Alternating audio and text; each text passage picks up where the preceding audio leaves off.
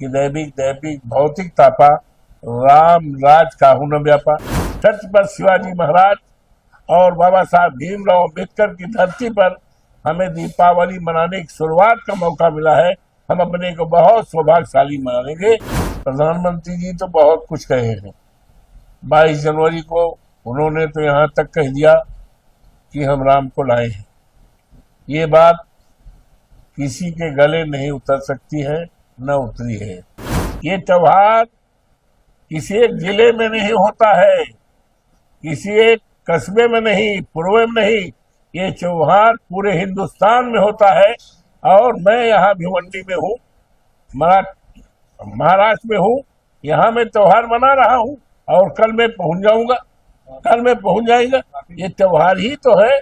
जगह जगह आपने देखा पटाखा लग रहा है, मिठाइयाँ बट रही हैं, लोग खुशी है।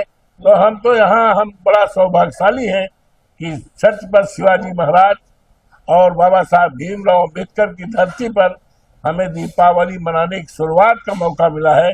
हम अपने को बहुत सौभाग्यशाली मानेंगे और कल मर्यादा पुरुषोत्तम राम की धरती पर हम पहुंचकर सभी से के बीच दीपावली मनाएंगे।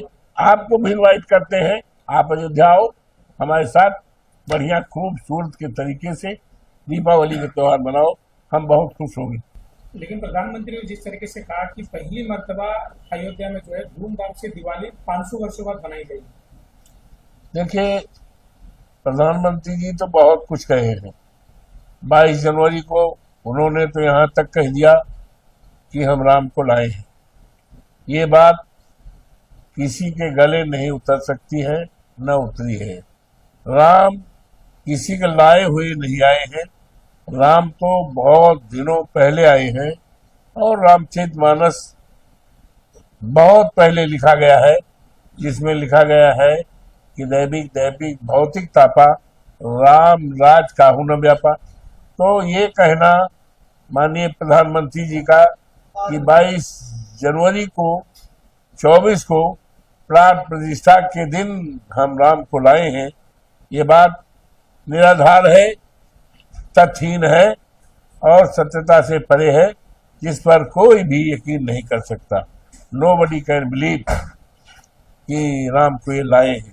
राम अनाद काल से आए हैं और ये कहना कि पहली बार राम यहाँ दीपावली मनाएंगे, तो ये मोदी जी का बयान खुद कहते हैं और इनके बयान में कितना सत्यता है वो देश जानता। अच्छा होता माननीय प्रधानमंत्री जी आज दीपावली के अवसर पर अयोध्या आती तो मैं उनको बधाई देता, लेकिन पता नहीं क्यों नहीं आ रहे।